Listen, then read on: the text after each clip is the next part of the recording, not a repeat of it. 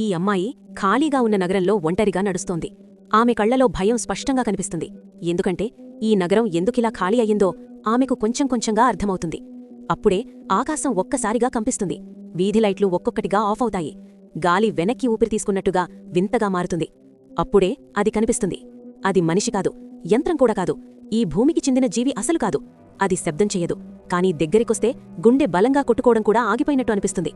ఈ అమ్మాయి మాత్రం ఇంకా బతికే ఉంది. ఎందుకు? అదే ఆమెకు అర్థం కావడంలేదు.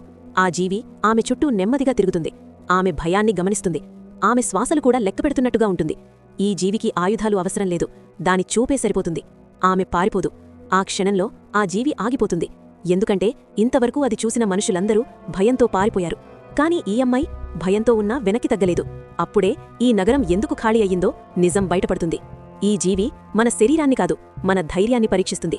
భయపడితే మనిషి మాయమవుతాడు, ఎదురుగా నిలబడితే ఈ భూమి ఇంకా మనదే.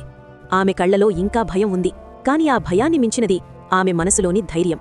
ఆ జీవి నెమ్మదిగా వెనక్కి తగ్గుతుంది. ఆకాశం మళ్లీ కదలడం మొదలవుతుంది.